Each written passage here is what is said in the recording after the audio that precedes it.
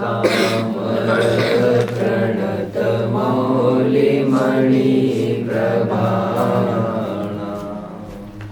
मोद्योतकं दलित पापतो वितानम् सम्यक् प्रणम्य जिनपादयुगं युगादो वालम्बनं भवजले पततां जनानां। मोक्षार्थियों, it's very easy to continue the already started work, but to start the work it's comparatively difficult. Zero से किसी भी वस्तु को प्रारंभ करना थोड़ा चुनौती भरा होता है, चैलेंजिंग होता है. There are so many hurdles and once initiated, एक बार प्रारंभ हो जाए फिर सॉफ्टली वो चलने लगता है. किसी भी चीज में हम देख सकते हैं, गाड़ी को प्रारंभ करना है तो उसे ज्यादा जोर लगता है, इसीलिए उसे पहले गियर पर चालू करना पड़ता है. पहले गियर पर थोड़ी देर के लिए चलने के बाद फिर दूसरा, तीसरा और चौथा गियर सटासट आप 160 किलोमीटर पर आवर की रफ्तार से आप दौड़ सकते हो, चाहे जिस दिशा में. But to initiate it needs energy. और आध्यात्मिक फील्ड में it needs both energy and courage. हमारे पास कुछ पूंजी है लाखों की, तो लाखों की पूंजी से करोड़ों की पूंजी उत्पन्न करना it's comparatively easier rather than making lakhs from just zero. कुछ पूंजी नहीं है और लाखों की आमदनी करनी है. How will it be possible? Well, it is possible, but not that easier. किसी भी चीज में ऐसा होता है, बाप ने कमाए लाखों रुपए, बेटा लाखों के करोड़ों जरा में कर देता है. आज मुकेश अंबानी सब जगह फैल रहे हैं, अनंत अंबानी वैसे ही फैले हैं, एटसेट्रा एटसेट्रा एटसेट्रा. बट सच्चा श्रेय धीरूभाई को जाता है, जिन्होंने भजे पकौड़ी बेच बेच कर, आप समझ रहे हैं मेरी बात को, कैसे कैसा टाइम निकाला है जिसने. अभी मेरे पास बहुत टाइम नहीं है कहने के लिए भी. धीरूभाई अंबानी एक पेट्रोल पंप पर काम करते थे बच्चों, the maker of Reliance group.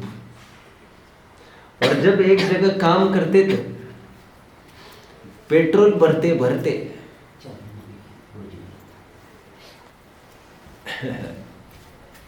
Petrol भरते भरते थोड़ी सी चूक उनसे क्या हो गई. एक जन ने, एक कस्टमर ने उन्हें कुछ बिगड़कर कुछ बोल दिया, तो उनको दुख इसी बात का लगा कि आपने मेरी सामर्थ्य पर प्रश्न चिन्ह खड़ा कर दिया. मैं सपने देखना नहीं छोड़ सकता. और रोल्स रॉयस, क्या कहते हैं उस गाड़ी का नाम, और थोड़े टाइम बाद उसी आदमी के दरवाजे में ये वही गाड़ी परचेस करके उसके दरवाजे में खड़े हो गए, एक पेट्रोल पंप पर काम करने वाला. धीरूभाई अंबानी ने शुरुआत की, that was not a joke, it was really a challenge. जो बाप ने किया है वो चैलेंज है. बेटे को लाखों से करोड़ों कमाना, करोड़ों से अरबों कमाना, ये कोई हार्डर टास्क नहीं है. जो काम घरों में बाप दादाओं ने किया है, ठीक वही काम हमारी जैन परंपरा ने, आदिनाथ ने किया है. इसलिए आदिनाथ को बाबा, बड़े बाबा कहा जाता है. वो ठीक ही है, क्योंकि बाबा, बड़े बाबा आदिनाथ के सामने दो चुनौतियां थी. मेहनत तो सबको ही करनी पड़ती है आगे बढ़ने के लिए, बट आदिनाथ को मेहनत के साथ साथ कुछ आइडियाज का भी लॉन्चिंग करना था, कुछ आइडियाज भी डिस्कवर करनी थी। और आइडियाज मतलब लोक व्यवस्था कैसे चलेगी, असी मसी कृषि शिल्प वाणिज्य कला, जो सुबह हम चर्चा करते आए, षटकर्म की व्यवस्था, ये आदिनाथ को करना पड़ा। इसी कारण से आदिनाथ को एक कुलकर भी कहा जाता है। वैसे फॉर योर इंफॉर्मेशन, कुलकर होते 14 ही है और नाभिराय अंतिम कुलकर थे 14वें। बट कुलकर का जो काम होता है वो बराबर आदिनाथ ने भी किया, इसलिए उन्हें 15वें कुलकर कहा जाता है उपचार से। और थोड़ा बहुत काम भरत को भी करना पड़ा, इसलिए उन्हें भी उपचार से 16वें कुलकर कहा जाता है। कायदे से होते 14 कुलकर है, 63 शलाका पुरुष होते हैं बच्चों। कब चलेंगे ये सब प्रकरण मुझे कुछ नहीं पता, मैं सरसरी नजर से आपको बता दूं।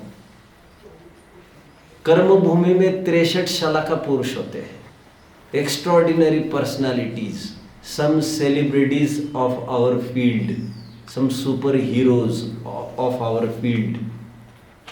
24 तीर्थंकर, 12 चक्रवर्ती, 9 नारायण, 9 प्रतिनारायण और 9 बलभद्र। कितने हो गए बच्चों, जरा काउंटिंग करके बताना मुझे। क्या 63 हो रहे हैं? मुझे जल्दी बताना। हो रहे हैं? गुड। नारायण को वसुदेव भी कहते हैं, वासुदेव भी कहते हैं, और प्रतिनारायण को प्रतिवासुदेव भी कहते हैं। तो फिर कहना पड़ेगा 24 तीर्थंकर, 12 चक्रवर्ती, 9 बलभद्र, 9 वासुदेव और 9 प्रतिवासुदेव। ये शलाका पुरुष हुआ करते हैं, एक्स्ट्राऑर्डिनरी पर्सनालिटीज होती है। इसके अलावा कुछ और जन होते हैं जो महापुरुषों की गिनती में आते हैं, और 169 महापुरुष कहे गए हैं। इन्हीं 63 में और 48 तीर्थंकरों के माता पिताओं को ऐड किया जाए, 11 रुद्रों को ऐड किया जाए, 24 कामदेव को ऐड किया जाए और 9 नारद को ऐड किया जाए। टोटल जल्दी बताओ मुझे कोई। सून और 14 कुलकर, जल्दी मुझे टोटल बताई जाए। सून 116, रॉन्ग, फिर से कुछ कहना है? Don't murmur, if you wish to speak, speak loudly, speak aloud, otherwise be silent. 63 शलाका पुरुष होते हैं बच्चों, 24 तीर्थंकर, 12 चक्रवर्ती, 9 नारायण, 9 प्रतिनारायण एंड 9 बलभद्र। इसमें कुछ एडिशन करेंगे आप, तो सब मिलके that will sum up to 169 और वे कहलाएंगे महापुरुष। ये 63 शलाका पुरुष प्लस सम और हस्तियां जिनको मिलकर महापुरुष संज्ञा है, जिसमें ऐड करेंगे अब हम 11 रुद्र, 48 तीर्थंकरों के माता पिता, 24 कामदेव, 14 कुलकर, 9 नारद। कितने हुए कुल? 169 होंगे, आप देख लेना। कंफर्मेशन होने के बाद just raise your hand and indicate your confirmation to me. मैं आगे बढ़ रहा हूं तब तक। आप देख रहे होंगे वैसे कुलकर तो 14 ही होते हैं, बट बराबर ऐसे काम आदिनाथ ने भी किया है और भरत ने भी क्या काम किया है वो मैं अभी बताऊंगा, जिसके पीछे भरत को भी आदिनाथवत कुलकर कहा गया है और इस न्याय से 16 कुलकर कहे जाते वो इस प्रकार। ये उपचार से आदिनाथ का बहुत बड़ा रोल था। आदिनाथ की जितनी जनता थी, आदिनाथ के जितने फॉलोअर्स थे, आदिनाथ के काल के जितने लोग थे, उन्हें ग्रंथों में ऋजुजड़ कहा गया है। What is ऋजुजड़? 22 दूसरे तीर्थंकर से लेकर आगे के तीर्थंकरों के फॉलोअर्स जड़ नहीं थे। महावीर का एक्सेप्शनल केस है। महावीर की बात फिर कभी। आदिनाथ के फॉलोअर्स की विशेषता यह थी कि उनके फॉलोअर्स जड़ थे और दूसरे तीर्थंकर से लेकर आगे के तीर्थंकर के फॉलोअर्स तक 23वें तक वे जड़ नहीं थे, वे बुद्धिजीवी थे।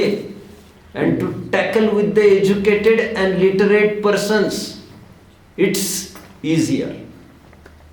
बट ये जो जन समुदाय था आदिनाथ के सामने टोटली इलिटरेट था, टोटली अनएजुकेटेड था, तो बड़ा चैलेंज उनको सुशिक्षित कराने का था। एक एक चीज को उनको पढ़ाना सिखाना था।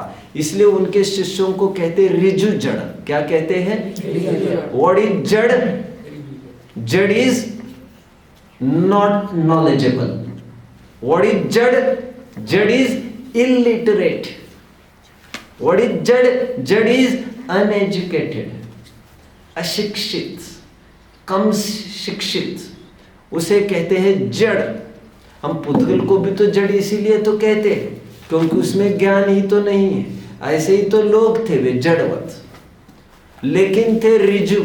ऋजु मतलब परिणामों में थे तो सरल, कुछ समझाए जाने पर समझ भी जाते थे। अभी जब आदिनाथ के मुनि दीक्षा की चर्चा करेंगे वहां पर बची हुई चर्चा में समेट लूंगा। अभी यहीं पर मैं होल्ड करता हूं इस चर्चा को। आइए लौटकर अपने प्रकरण पर। वैसे जाते जाते मैंने सुबह आज थोड़ा अ पार्ट ऑफ होमवर्क दिया था आपको। वो क्या था? Will anyone of you remind me? बोलो सार्थक। 63 शाला का पुरुष ढूंढ के लाने। कितने जनों ने कोशिश की है? कितने जनों ने लाइब्रेरी में से बुक इशू की है? कितने जन पढ़ रहे हैं? देखो बच्चों, आप निरंतर पढ़ो, निरंतर पढ़ो। Sky is not the limit. क्या कहा? Sky is not the limit. People से sky is the limit, but I say sky is also not the limit. ऊंचाइयों को छुओ, ऊंचाइयों का कोई मापदंड निश्चित मत करो, और एक ही उपाय है, पढ़ना। पुस्तक से पढ़ो, और मजबूरी में हाथ में जब पुस्तक नहीं होगी तब भी पढ़ो। कैसे पढ़ना फिर कभी चर्चा करेंगे। ठीक है। एक बार बुद्धि होने पर हर एक ऑब्जेक्ट से आदमी पढ़ने लगता है। प्रकृति एक बहुत बड़ा शिक्षक है, प्रकृति एक बहुत बड़ी यूनिवर्सिटी है, एक विश्वविद्यालय है। यदि आपको विद्यार्थी होना आया तो आप एक एक चीज से, एक एक प्रसंग से सीखना चालू करेंगे। लेकिन फॉर बिगिनर्स आपको बुक्स पढ़ना बहुत जरूरी है। अब बस मुझे यह मत पूछो क्यों, आप जितना मैं कहता हूं उतना करिए। आप जंप जंप। चाणक्य और सम्राट चंद्रगुप्त दोनों जंगल में जा रहे थे। अचानक ही चाणक्य ने इशारा किया चंद्रगुप्त को, चंद्रगुप्त कूद जाओ। चंद्रगुप्त को कुछ पता ही नहीं चला, what happened all of a sudden. But कुछ पता होना जरूरी नहीं शिष्यों को। क्या कहा पृथ्वीराज? शिष्यों को सब कुछ पता होना जरूरी नहीं है उसी टाइम पर, कुछ कुछ चीजें बाद में पता चलती है। जैसे चंद्रगुप्त को केवल इतना ही कहा, गो जंप, तुरंत दौड़कर चंद्रगुप्त छलांग लगा दी उन्होंने। ये भी नहीं सोचा कि ये कुआं कितना गहरा होगा, इसमें पानी होगा भी कि नहीं। इसमें मुझे कोई चोट आएगी, मैं जिंदा रहूंगा भी कि नहीं। Jump jump. उन्होंने ये नहीं पूछा क्यों, जंगल एकदम खाली, क्योंकि चाणक्य को टापुओं की आवाज आई थी, घोड़ों की आवाज आ रही थी, और घोड़े मतलब शत्रु उनका पीछा करते आ रहे थे, और वे एक ही बात समझते थे, दो मिलेंगे तो यही समझना कि यही दो होंगे, और दुर्भाग्य से अकेले ही दिखे। तो उन्होंने पूछा, अरे यहां पर कोई दो जन जाते दिखे क्या? चाणक्य को पूछा। चाणक्य छद्म भेष में थे, उनको पहचानना मुश्किल था। कह रहे यहां पर देखा है क्या किसी को? चंद्रगुप्त को देखा है क्या तुमने? तो उन्होंने कहा देखा है ना। कहा कि इस कुएं में है वो। चाणक्य ने कहा वो कुएं में है।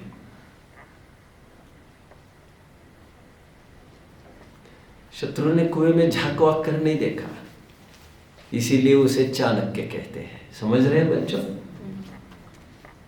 झांक कर नहीं देखा, क्योंकि समझे इतना मूर्ख आदमी इधर आए है। कुएं में, कोई कुएं में जाएगा क्या?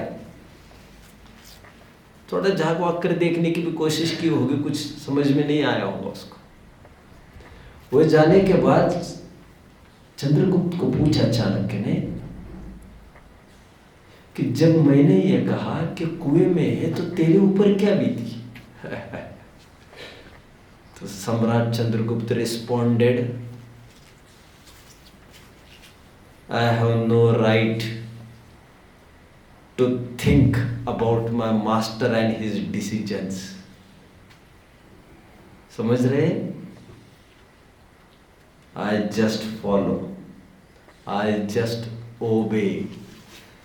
मैंने आपको एक ही बात कही, आप पढ़ो बस। समझ में आ रहा है? कंठपाठ कितने जन कर रहे हैं? बढ़िया। स्कूल की पढ़ाई में पिछड़ना नहीं है आपको, ये भी बात समझना है आपको। कोई हमको पीछे ना कर पाए, ध्यान रखना इस बात का।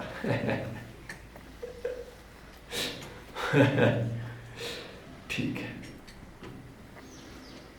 इजी वे, जान झोंकने की बात नहीं कर रहा हूं मैं, सहज अप्रोच में ये सब होना चाहिए। ठीक, मैं कहाँ तक था बच्चों? हाँ, कुछ कह रहा था?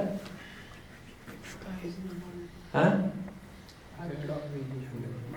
मैंने होमवर्क दिया था आपको, शाला का पुरुष इस काल में कितने हुए, कितने जन बता पाएंगे? ये मेरा हाथ प्रश्न था, हाथ ऊपर करने के लिए कहा था। कितने जन ने कोशिश की इस प्रश्न की? आपके हाथ ऊपर देखकर मैंने और प्रश्न पूछे आपको। विराज, कुछ उत्तर लगा हाथ? कितना? 90%। क्या 90%? उत्तर बोलो। बोलो। नो नारायण, नो प्रतिनारायण और नो बलभद्र। बोलो यश। नहीं पता चला। बोलो सत्कार। 24 तीर्थंकर, 12 चक्रवर्ती। बोलो सार्थक। इस काल में 63 साल का पुरुष नहीं हुए। इस चौथे काल में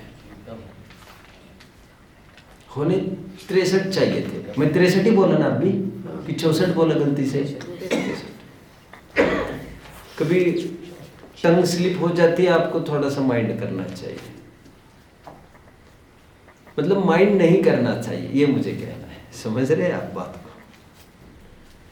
आदिनाथ इस काल में हुए ही नहीं, इसलिए एक्सक्लूड दैट पर्सन, उनको गर्वित नहीं करो। भरत जी भी नहीं हुए, ना ही बाहुबली हुए। 3 हटाओ, कितने रहे? 60। ये तीनों भोग भूमि में होकर निकल गए, ये कर्म भूमि में इन्होंने पैर भी नहीं रखा। तो इस कर्म भूमि में 63 साल का पुरुष तो नहीं, कितने हुए फिर? 60 होने चाहिए थे इस न्याय से, लेकिन 60 भी नहीं हुए, क्योंकि 3 जनों ने 2-2 पद घेर लिए। शांतिनाथ, कुंथुनाथ, अरनाथ ने, एक आदमी ने 2-2 मंत्री पद संभाल लिए। मैं ही गृह मंत्री बनूंगा और मैं ही मुख्यमंत्री भी बना रहूंगा। समझ रहे हैं? दोनों तीनों चक्रवर्ती भी थे और तीनों तीर्थंकर भी हुए। हालांकि कामदेव भी थे, बट कामदेव बने का तो कोई शलाका पुरुष में तो कोई काम नहीं है। मेरा तो प्रश्न शलाका पुरुष का है। तो 3 पद और घटे, कितने रहे? 57। और दाव लगाओ तो महावीर का जीव पहले त्रिपुष्ट नारायण हुआ है, तो नारायण का जीव था पहले, तो और एक घटकर 56 ही हो सकते हैं। कितने जन फॉलो कर रहे हैं मेरी बात को? ठीक है। अब देख रहे होंगे आदिनाथ के सामने काफी चैलेंजेस थे। मैं आगे बढ़ता हूं। आदिनाथ ने कितने वर्ण की स्थापना की थी बच्चों? एक जन उत्तर देगा, जो हाथ ऊपर करेगा उन्हीं को पूछूंगा। आरणव 3। शाबाश। आरणव मतलब क्या होता है? समुद्र। शाबाश शाबाश। माँ बाप नाम तो रख लेते हैं, लेकिन नाम का अर्थ ही पता नहीं होता है, ना माँ बाप को ना बच्चों को। ठीक है, कहाँ तक हम खड़े हैं? आदिनाथ 3 वर्ण की स्थापना की। अब देखो व्हाट हैपेंड। भरत को क्यों कुलकर कहा जाता है वो भी थोड़ा बता देता हूं मैं आपको। आदिनाथ इतना करके उनको केवल ज्ञान की प्राप्ति हो गई। उनका जीवन का परिचय तो हमें करना ही है तसल्ली से, और 2-3 घंटे आई विल नीड। कल का भी पूरा दिन मुझे लगेगा आदिनाथ के लिए। I am doubtful whether I complete tomorrow.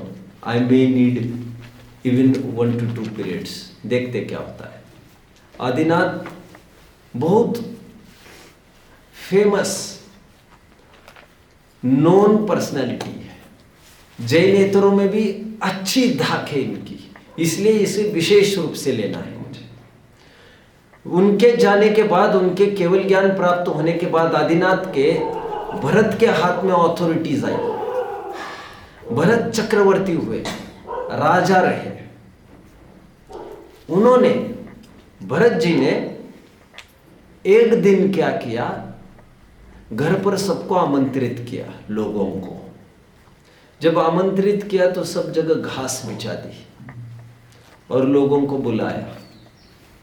लोग उसी पर चल के आ गए, लेकिन एक पर्टिकुलर वर्ग वो नहीं आया, यह कहते हुए कि हम घास पर नहीं चलते। भरत जी ने ऐसा जाना कि यह भद्र परिणामी जीव है, घास पर नहीं चलते। तो उन्होंने उनके परिणामों की विशुद्धि जानकर उन्हें यह कहा, आप तो बड़े भद्र परिणामी जीव हो, आप एक काम करिए, आप ना ही खेती करेंगे, ना ही देश की रक्षा के लिए तलवार हाथ में लेंगे, ना ही लिखा पढ़ी के कोई कलम हाथ में लेंगे, ना ही आप ट्रेडिंग कॉमर्स कुछ करेंगे। आपको मैं फ्री कर रहा हूं इन सभी कामों से। असी मसी, कृषि, शिल्प, वाणिज्य, कला, सबसे मैं फ्री कर रहा हूं आपको। आपके आजीविका की व्यवस्था आज से मेरी, मैं पोसूंगा आपको। And it will be my dignity, ये मेरा गौरव होगा कि मैं आप जैसों की व्यवस्था करूंगा। आप इतने भद्र परिणामी जीव हो, उसके बदले में आप केवल पढ़ेंगे और पढ़ाएंगे, समाज को सुशिक्षित करेंगे, विद्वान वर्ग जिसे कहते हैं। और इस प्रकार बात को कोई पूरी करेगा। एक चौथे वर्ण का सूत्रपात हुआ जिसे कहते हैं ब्राह्मण वर्ण। फिर आदिनाथ को जाकर समोशरण में भरत जी ने अपडेट दिया, माय फादर, मैंने ब्राह्मण वर्ण की स्थापना की है, कुछ गलत तो नहीं किया मैंने। तो आदिनाथ ने दिव्य ध्वनि में यह बताया, अभी के लिए तो ठीक ही है, बट आगे जाकर ये पढ़े लिखे लोग ज्यादा मुसीबत खड़ी करेंगे। बाकी के जो रिजू लोग थे उनसे समस्या विशेष नहीं होगी तुम्हें, लेकिन ये जो विद्वान कैटेगरी है इनसे तुम्हें दिक्कत होगी ज़्यादा। और इसलिए ब्राह्मणों का और जैनों का विरोध इतिहासों में दर्ज है। अभी तो सब माइल्ड होता दिखता है, लेकिन कोल्ड वार बना रहता है ये। एनीवे, शीत युद्ध समझते हैं ना आप लोग, अंदरूनी ईर्ष्या मत्सर बने रहना, ये तो चलता रहता है। ठीक है, इसलिए भरत जी ने ब्राह्मण वर्ण की स्थापना की। इसीलिए भरत जी को भी बात को पूरी करिएगा। कोई कुलकर कहा गया, उपचार से खुलकर कहा जाता है। आपका पॉइंट मैं नहीं दे सकूंगा, प्रॉम्प्टिंग हुआ है, कोई बोला है पब्लिक में से, इसलिए मैं ये पॉइंट नहीं दे सकता आपको। आधा पॉइंट दे दो इनको। चलो मैं आगे बढ़ता हूं बच्चों। वैसे आपको कुछ इंटरेस्टिंग फैक्ट्स मैं साझा करता हूं। ये जो अपना देश है इसका नाम भारतवर्ष है। विशेष चर्चा एक आध दो सेशन में करूंगा। इसका पूर्व में नाम अजनाभ वर्ष था। क्या था? अजनाभ। बड़ी पुस्तकें लिखी गई है इस पर, और मैंने तक पढ़ी है। अजनाभ वर्ष बहुत इंटरेस्टिंग नहीं है वे पुस्तकें। जो आप सब पढ़ते हैं वो सब इंटरेस्टिंग होना जरूरी नहीं होता है। नॉलेज गिविंग हो तब भी अपना काम निकल आता है। हालांकि नॉलेज गेनिंग एक प्रकार का इंटरेस्टिंग फैक्टर ही है, बट सर्वथा ऐसा नहीं है। अजनाभ वर्ष जो नाम था भारत का, वो नाभि राय के नाम को ही लेकर था, और आज इस देश का नाम भारत प्रसिद्ध है, वह भरत की ही मुख्यता से है। कितने जन फॉलो कर रहे हैं मुझे?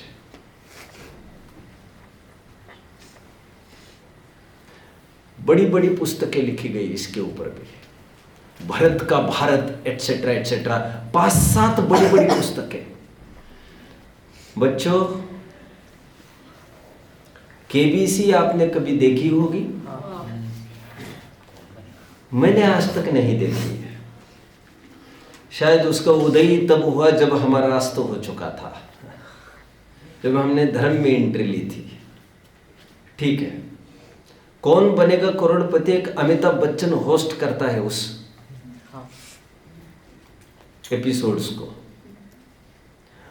अमिताभ बच्चन ने क्वेश्चन पूछा,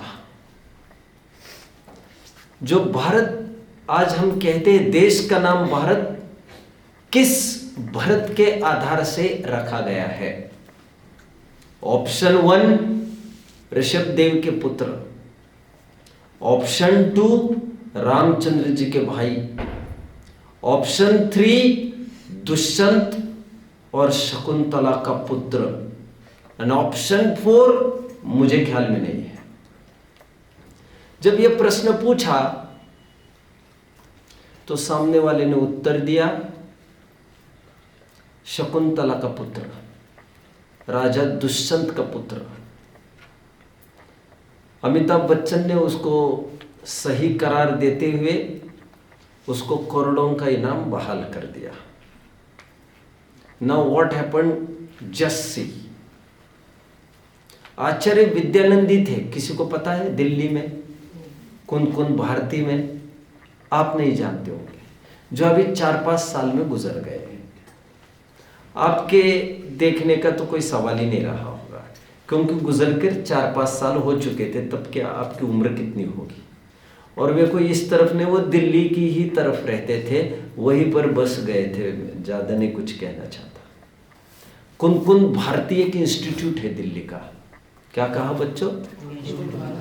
एक बड़ा इंस्टीट्यूट है दिल्ली का। विद्यानंदी जो आचार्य थे दिल्ली के, श्वेत पिचाचार्य भी जिन्हें कहते हैं, आपने जरूर सुना होगा।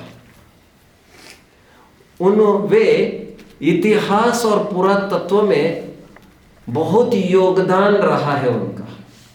इस कारण जैन समाज उन्हें कभी भी नहीं भुला पाएगी। इतना योगदान उन्होंने दर्ज किया है। पॉलिटिकल होल्ड भी उनका अच्छा था। जब जब भी संकट आया उन्होंने पॉलिटिकली भी टैकल करके जैनियों की खूब सहायता की। उनके सामने किसी ने एक बात कही दूसरे दिन, कल कौन बनेगा करोड़पति में, ऐसी ऐसी बात आई महाराज। तो महाराज को यह बात असहनीय हुई। महाराज ने इतिहास में बहुत काम किया है, बहुत काम किया है, और स्वयं भारत का भरत आदि आदि पुस्तकें उन्होंने स्वयं ने लिखी 5, 7, 8। तो किसी विद्वान ने जाकर उनको कहा कल टीवी में ऐसा बताया। तो उन्होंने कहा अच्छा ऐसा बोलते हो, देखता हूं मैं अभी। तो उन्होंने जितनी भी पुस्तकें हैं, जितने भी दस्तावेज है प्रमाण स्वरूप जो पेश किए जा सकते हैं, कानूनन तौर पर जो जो कोर्ट में पेश किया जा सकता है, वो सब मैटर अमिताभ बच्चन के एड्रेस पर भेज दिया गया। जब मुंबई में अमिताभ बच्चन के रहते घर में यह सब पूरा पुलिंदा आ गया। जो भी कुछ हुआ, मैं आगे जो कह रहा हूं उस बात को समझ लो आप। ठीक 1.5 महीने के बाद फिर वो सीरियल चल रहा था, कौन बनेगा करोड़पति।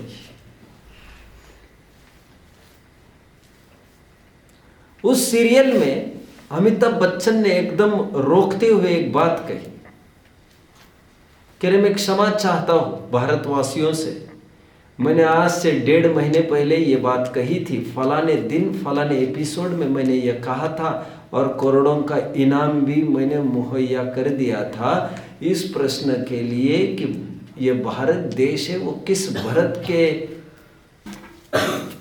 नाम पर आधारित है, और उत्तर दुष्यंत शकुंतला के पुत्र के रूप में दिया था। यह बात गलत थी, और सच्ची बात यह है कि ऋषभ देव के पुत्र भरत पर ही इस भारत देश का नामकरण हुआ है। आपको ताकत समझ में आ रही है? मेरी बोलो, मेरी हिम्मत देखो। ये मत सोचो क्या होगा हमसे, ये मत सोचो हम बात रखेंगे तो कौन सुनने को बैठा है। आप अपनी बात दर्ज करते रहे। क्या कहा? दर्ज करते रहे। इसी फुटप्रिंट्स के आधार पर आपका पीछा करने वाले कितने ही जन हैं जो आपको फॉलो करते आ रहे हैं। मैं इतना सारा क्यों कह रहा हूं? आदिनाथ एक बहुत प्रसिद्ध व्यक्ति है। अब उनकी प्रसिद्धि का मुझे ज्यादा कुछ कहने की जरूरत मुझे नहीं लग रहा है। जिनके नाम पर ही, जिनके पुत्र के नाम पर ही पूरा देश का नामकरण हुआ है। बच्चों, जब कॉन्स्टिट्यूशन लिखा जा रहा था अपना 1948 में, जब कॉन्स्टिट्यूशन आउट हुआ, रिले हुआ, आई थिंक 1950 देख लेना चाहिए। कॉन्स्टिट्यूशन जब लिखा जा रहा था, एक प्रश्न उभर कर आ गया सबके सामने टीम में। ये तो सब ठीक है, बड़ी देश का नाम क्या रखा जाए? Option 1 Hindustan, option 2 India, option 3 Aryavarta, option 4 Bharat. क्या दिया जाए, क्या दिया जाए, क्या दिया जाए, क्या दिया जाए? यह तय हुआ एक मत से, जो यह सिद्ध करेगा कि अमुक नाम प्राचीन है, जो सबसे प्राचीन होगा, old is acceptable, always acceptable, जो सबसे प्राचीन होगा उसे हम ऑप्ट करेंगे। एक खबर आ गई 2200 वर्ष पहले का, लगभग ईसा पूर्वी 174 वर्ष पूर्व का। बात को पूरी करिए जरा बच्चों, बात को पूरी करिएगा।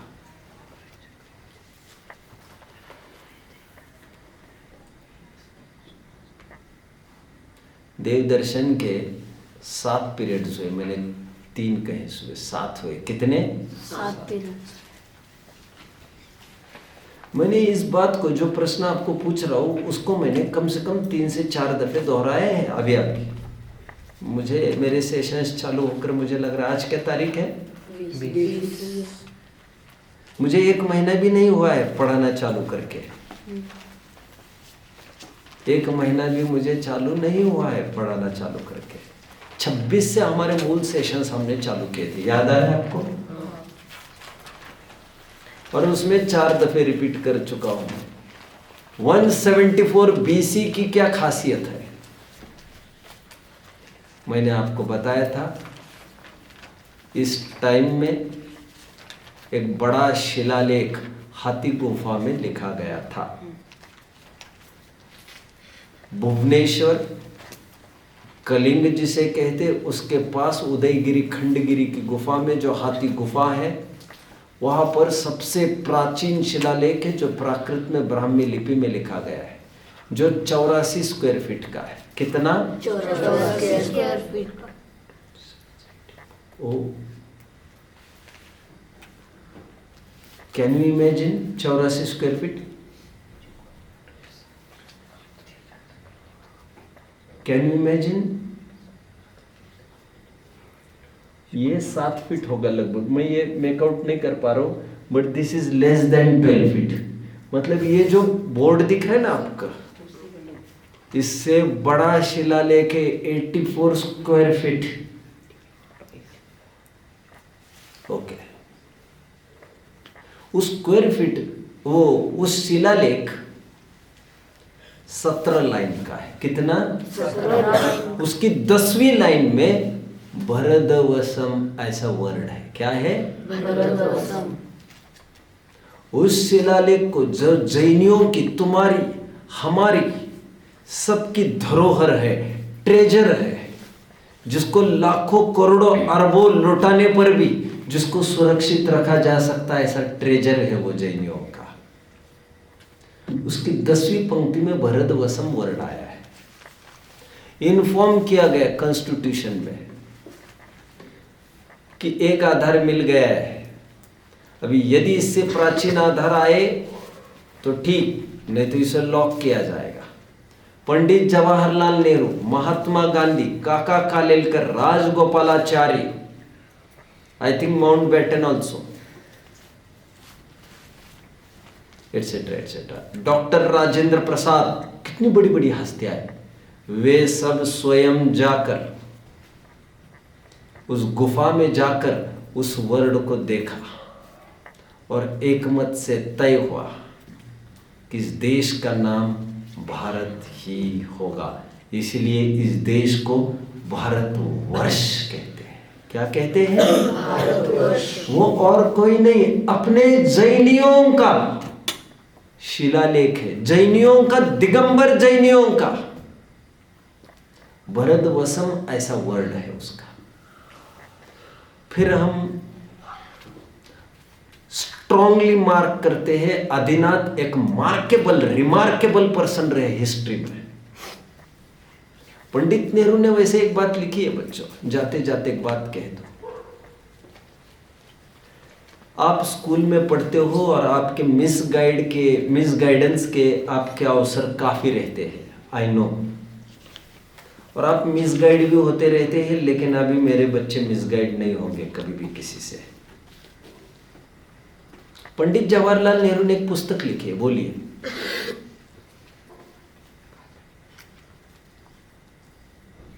कैसे चलेगा विराज, कैसे चलेगा? 2 दिन भी नहीं हुए मुझे बोलकर। मुझे जब पुस्तकालय पर मैंने बोला था उस दिन,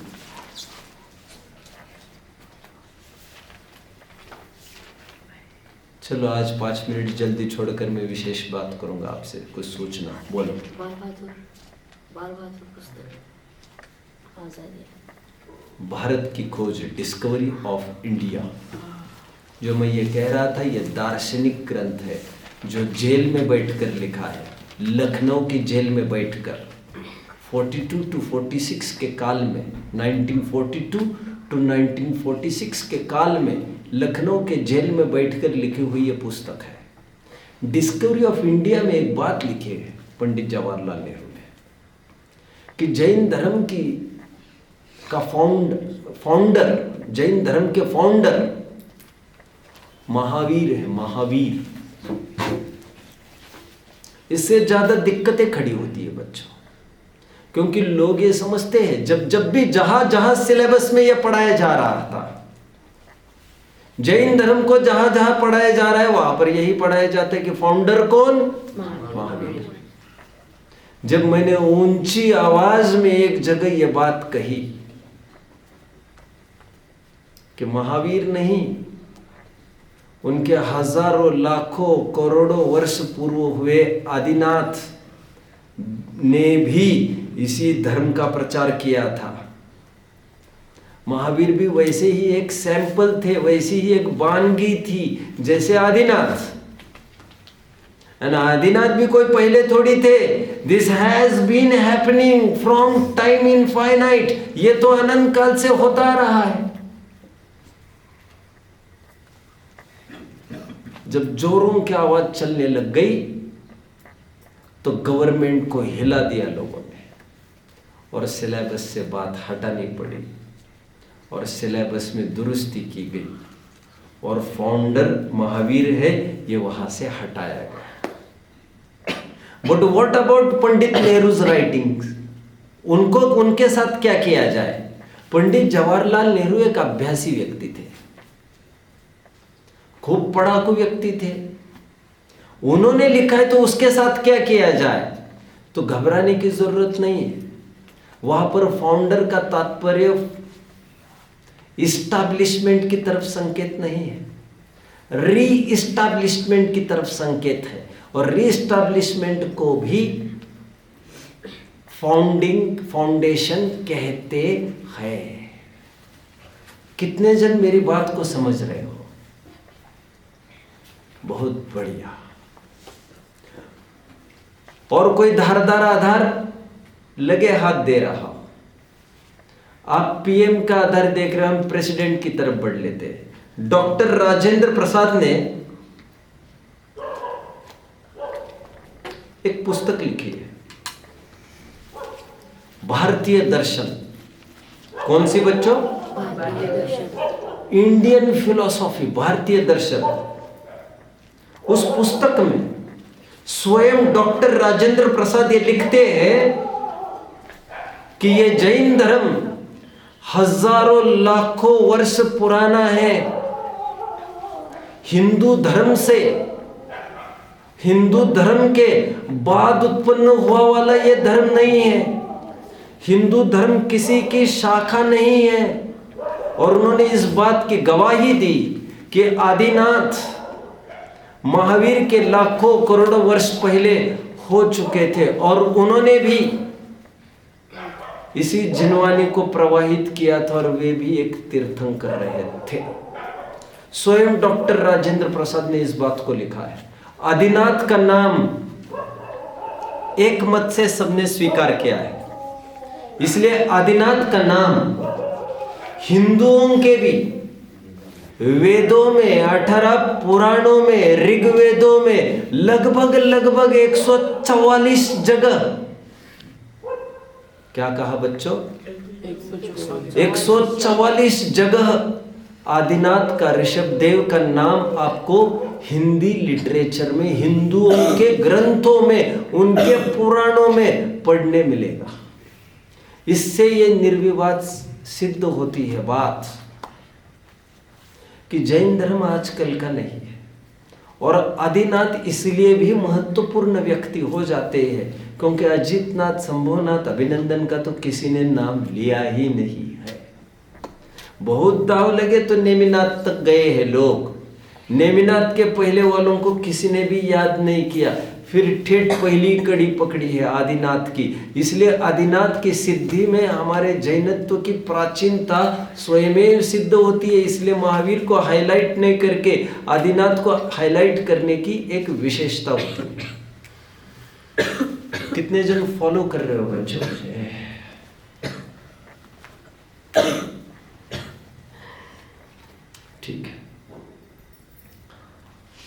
आदिनाथ की थोड़ी सी बात करूंगा। चलो, टाइम इज किडिंग।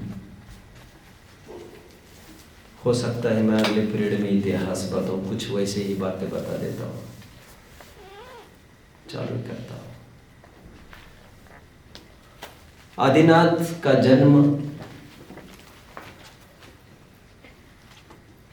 चैत्र वदी नवमी को हुआ था। वदी किसे कहते हैं बच्चों?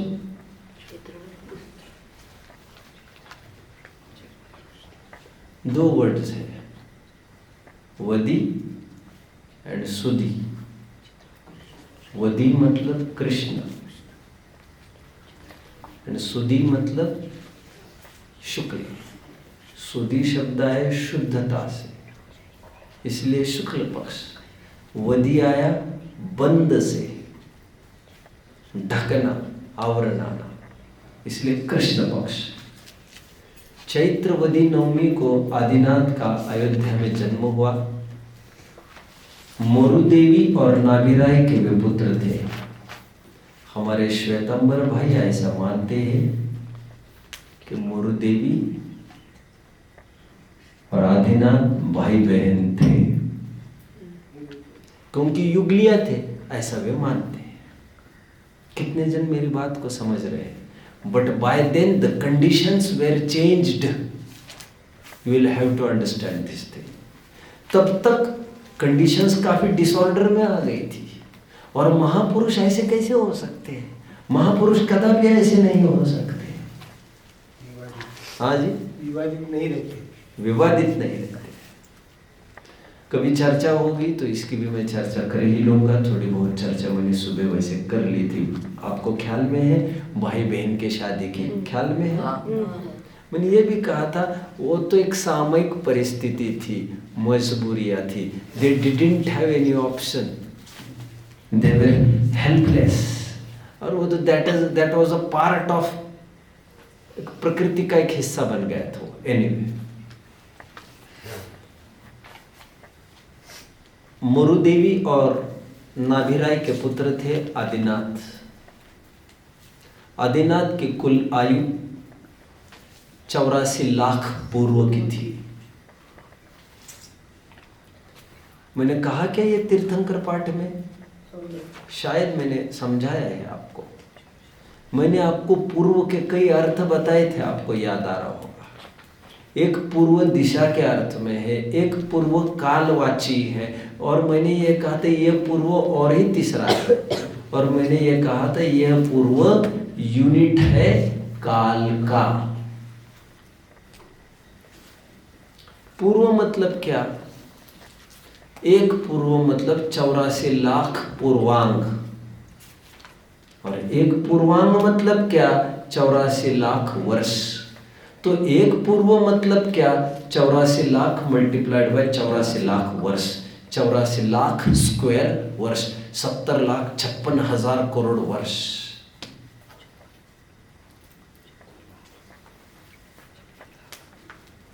ये एक पूर्व का पैरामीटर हुआ। और ऐसा 84 लाख पूर्व, ये उनकी आयु थी। आदिनाथ की पूरी आयु कितनी? 84 लाख।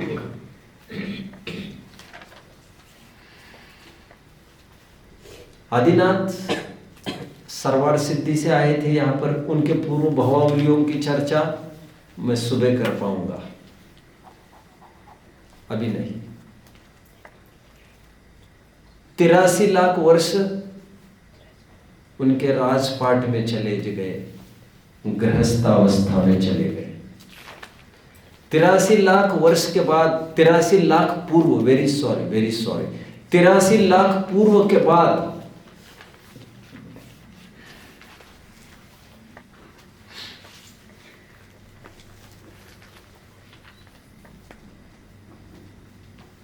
वे राज दरबार में बैठकर एक बार जन्मोत्सव मना रहे थे। बड़े बड़े देवगण स्वर्ग से आकर बड़े बड़े उपहार सौगातें दे देकर उनका जन्मोत्सव की बधाइयां दे रहे थे। नीलांजना एक देवी थी जो नृत्य कर रही थी। मनोरंजन का विषय नृत्य माना जाता है, तो सबका दिल बहला रही थी। अचानक नीलांजना का मरण हुआ। अवधि ज्ञान से sorry, very sorry, very sorry, very sorry, गलत। अवधि ज्ञान का प्रयोग तीर्थंकर कभी नहीं करते हैं। अवधि ज्ञानी तो होते हैं, अवधि ज्ञान का प्रयोग नहीं करते हैं। लोग गलती से आजकल बोलने लग गए हैं, जिसका मैं कड़काई से विरोध करता रहता हूं, और आज मैं ही गलती से बोल गया। उन्होंने नैमित्तिक ज्ञान से ऐसा जाना, विशेष दिव्य ज्ञान से ऐसा जाना कि नीलांजना मर गई है और उसके स्थान पर निर्बाध भोग होता रहे, इसलिए देवों ने उसकी जगह नई नीलांजना खड़ी करके शो बरकरार चल रहा है। वे विरक्त हो गए। जगत की ये स्वार्थी वृत्ति को देखकर वे विरक्त हो गए। उनको लगा ये देवों को क्या है, निर्बाध रूप से डांस चलता रहे, इसलिए एक के बदले दूसरे यहाँ पर तुरंत रिप्लेसमेंट कर दिया। किसी को मरने का तो कोई गम ही नहीं है यहाँ पर। विरक्त हो गए। और आज की तिथि थी फिर चैत्रवदी नवमी। बच्चों, 24 तीर्थंकरों में से 19 तीर्थंकरों की जन्म तिथि और दीक्षा तिथि एक ही है। जन्म की तिथि आते ही उनको ऐसा लगता था कि इतना टाइम हुआ मुझे जन्म लेकर, मैं अभी तक यही घुट रहा हूं, यही धस कर बैठा हूं गृहस्थी में, आखिर कब निकलूंगा। वे विरक्त होते थे। 19 तीर्थंकरों की दीक्षा तिथि जन्म तिथि एक है, और जिन 5 तीर्थंकरों की दीक्षा तिथि अलग है, वो दीक्षा तिथि जन्म तिथि के पूर्व की। जन्मोत्सव मनाया जाता होगा महीनों पहले, तो उनको लगता होगा ये जन्म मरण ये कब तक चलेगा ये रोग। विरक्त हो जाते थे। वैराग्य का निमित्त है, ये सेलिब्रेशन का प्रसंग नहीं है, जश्न महोत्सव का प्रसंग नहीं है। इसलिए बर्थडेज मनाना is against our Jain ethics. मिथ्यात्व को पोषण है, मिथ्यात्व को खाद पानी है।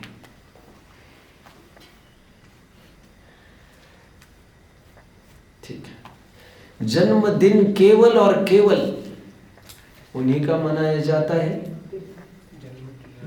जो तीर्थंकर हो। ऑफ कोर्स तद्भव मोक्षगामी अंतिम जन्म हुआ करता है था, और वो भी देव आकर मनाते हैं। खैर, आज वे विरक्त हो गए। मुनि दीक्षा लेते ही उनके साथ साथ, जैसे मैंने अभी कहा था, 4000 जन देखम देखी दीक्षित हो गए। मैंने अभी कहा था इसे मैं होल्ड पर रखता हूं, जल्द ही मैं जुड़ जाऊंगा। वो कौन सा प्रकरण था बच्चों? मैं फिर होल्ड पर रखता हूं इसको, अभी मैं फिर कल जुड़ जाऊंगा। तो इसे मैं आपसे जानना चाहता हूं वो कौन सा प्रकरण था। अभी 10-15 मिनट पहले मैं बोल रहा था, बोलिए।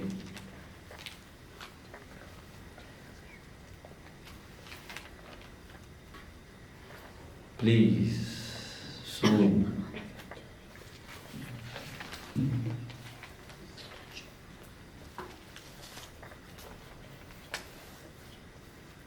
सोच लीजिएगा, कल अपन चर्चा करेंगे, यही से कंटिन्यू करेंगे। ओम निज निधि निज ने बताई, यह अनंत उपकार है।